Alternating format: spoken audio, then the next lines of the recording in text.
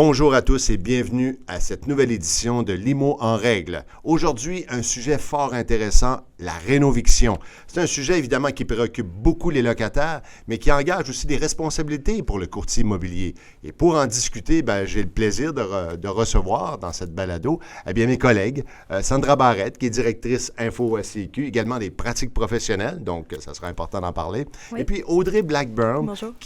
Bonjour, bienvenue parmi nous, et puis qui est avocate aux affaires juridiques. Première question, c'est quoi une rénoviction? Bien, les rénovictions, en fait, c'est la combinaison de rénovation et éviction.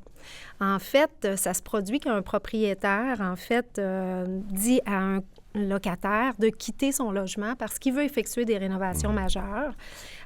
C'est sûr que des fois, c'est parfois un prétexte pour le propriétaire pour augmenter les loyers suivant ces rénovations-là.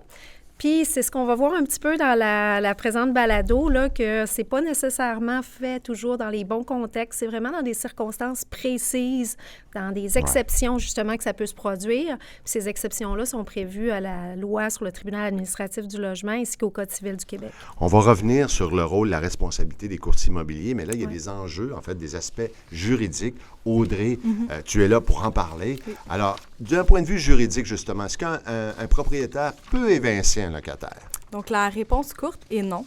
En règle générale, un propriétaire locataire ne peut pas évincer un locataire pour effectuer des travaux majeurs.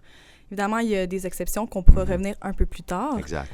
Mais si un propriétaire arrive à évincer un locataire pour effectuer les travaux majeurs, ça devra être justifié dans un premier temps. Puis, il devra envoyer un avis. Puis cet avis-là doit être envoyé si la durée des travaux est prévue pour un délai de moins d'une semaine. Il doit envoyer un avis 10 jours avant le début des travaux. Puis si les travaux prévus sont d'une durée d'une semaine et plus, l'avis doit être envoyé 3 mois avant le début des travaux prévus.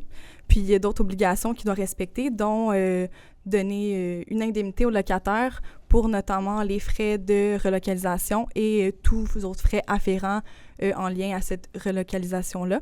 Puis c'est important aussi de mentionner que le locataire a un droit absolu de réintégrer son logement à la fin des travaux. OK. Est-ce qu'il a le droit de refuser de quitter son logement? Évidemment, il a le droit de refuser. Donc, il doit le faire dans un délai de 30 jours. Il faut qu'il réponde, en fait, à l'avis qu'il aura reçu de son propriétaire. Puis, s'il omet, en fait, de répondre à cet avis-là, il va être réputé avoir refusé de quitter les lieux. D'accord. Puis, dans un cas de refus, le propriétaire devra s'adresser au tribunal administratif du logement pour faire valoir ses points pourquoi que les travaux sont justifiés. D'accord, excellent. Bon, mais je me retourne vers toi, Sandra, parce que, donc, ce n'est pas automatiquement illégal, c'est ce qu'on comprend, mais ce n'est pas non plus là, une station de libre-service, là, on fait ce qu'on veut. Là. Quelles sont les exceptions en question, Sandra? Mais en fait, un propriétaire lui-même peut vouloir finalement reprendre un des logements de l'immeuble, que ce soit pour lui ou un membre de sa famille, en fait. Ça fait partie d'une des exceptions. Et ça, c'est connu depuis longtemps, c'est ça? Oui, en fait, c'est prévu au Code civil du Québec aussi. Mais il y a également d'autres exceptions. Par exemple, si on veut agrandir de façon substantielle l'immeuble, donc de 25 % de la surface, également qu'on veut subdiviser un logement, faire passer d'un 6,5 à un 3,5 par exemple, ou on veut faire changer de vocation un logement, le faire passer de résidentiel à commercial, par exemple. Les 3 dernières exceptions que je viens de mentionner, par contre, elles sont temporairement gelées actuellement, donc on ne peut pas les pratiquer. Alors, Audrey, pourquoi ces exceptions? Oui, en fait, c'est en raison du projet de loi 65, qui est la loi limitant le droit d'éviction des locataires et renforçant la protection des personnes, des locataires, aînés. Donc, c'est en vigueur depuis le 6 juin 2024 pour une durée de 3 ans, donc jusqu'au 6 juin 2027.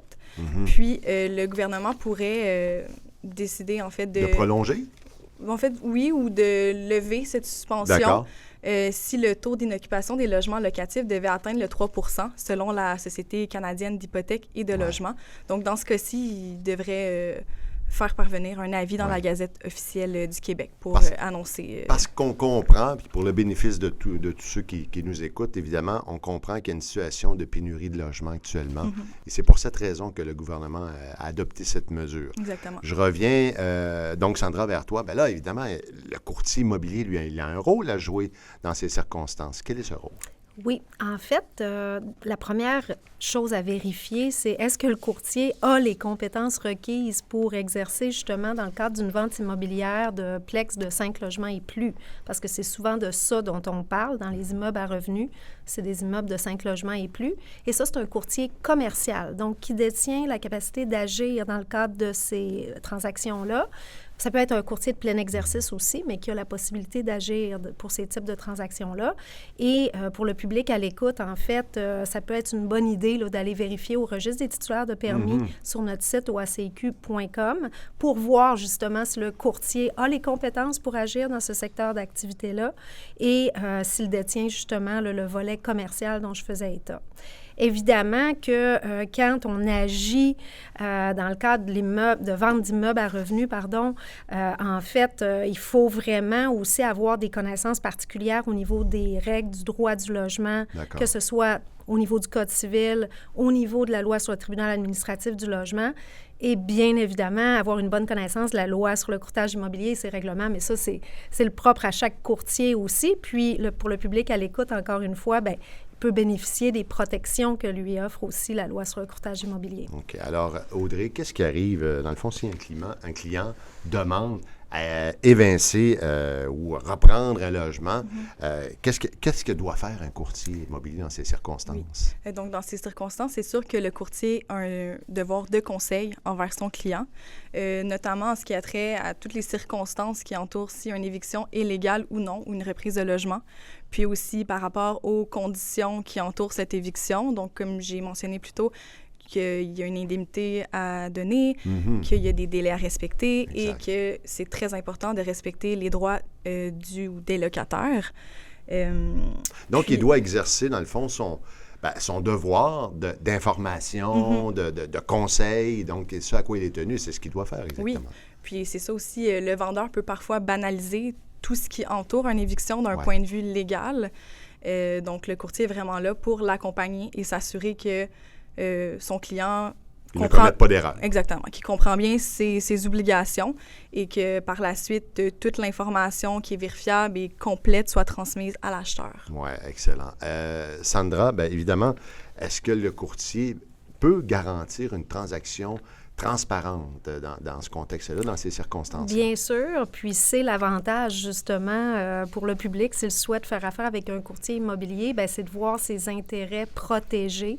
Donc le courtier va justement pouvoir exercer des vérifications propres justement à la vente d'immeubles à revenus, va vérifier les baux, va vérifier justement toute l'information disponible pour finalement divulguer de façon claire et transparente aux acheteurs qui seraient intéressés par cette propriété-là.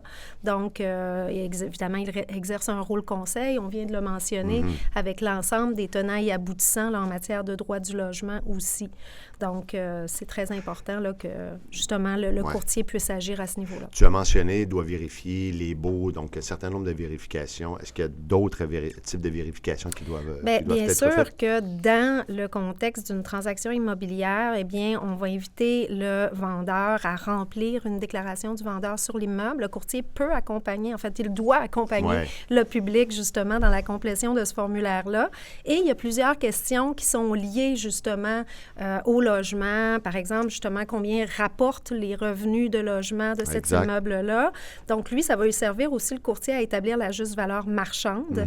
Et également, il va devoir vérifier aussi est-ce qu'il y a des locataires dans l'immeuble qui ont, par exemple, 65 ans ou plus et qui sont occupants depuis 10 ans ou plus. Ah, ça, c'est important. Ben oui, absolument, parce qu'il pourrait avoir des impacts, justement, au niveau des évictions, là, justement, qui est le sujet de cette balado. Tout à fait. Alors, en résumé, peut-être, je me tourne vers toi, Audrey. Qu'est-ce qu'on doit retenir, un mot-clé ou une phrase-clé qu'on devrait retenir là, de cette information? Oui. Donc, moi, ce que j'aurais à dire pour les consommateurs, c'est que vous avez des droits. Donc, de bien le savoir. et de ne pas signer un document sans en comprendre l'entièreté du contenu. Ça, c'est très important. Ce qui n'est pas toujours simple. Non, pas toujours. Puis également que si vous êtes locataire et que vous recevez un avis d'éviction, de ne pas hésiter à vous adresser au tribunal administratif du logement. D'accord, excellent. Et puis, du point de vue du courtier, c'est quoi exactement le mot, la phrase clé, l'élément clé à retenir? Bien, en fait, c'est la protection des droits des parties. Alors, puis évidemment, on va protéger les intérêts de la partie qu'on représente sous contrat de courtage. Alors, le courtier va être là pour bien conseiller, accompagner, informer en toute transparence, comme on mentionnait il y a quelques instants. Et que c'est bien dit. Merci beaucoup à vous deux, puis j'espère que ces informations, vous qui nous écoutez, regardez également aujourd'hui, ça aura permis de clarifier un peu plus, de mieux comprendre c'est quoi le phénomène des rénovictions, les droits, les obligations, les droits évidemment du consommateur, mais aussi les obligations qu'ils ont, mais également ceux, évidemment, du courtier immobilier que l'OACIQ encadre par la loi sur le courtage immobilier. Alors, vous voulez plus d'informations, je vous réfère à notre site web, oaciq.com. Vous avez également cette série, dans le cadre du mois de la littératie immobilière. Et ces balados que nous produisons vont demeurer, donc l'IMO en règle. Et puis, vous pouvez poser des questions également à notre agente conversationnelle virtuelle, Élise.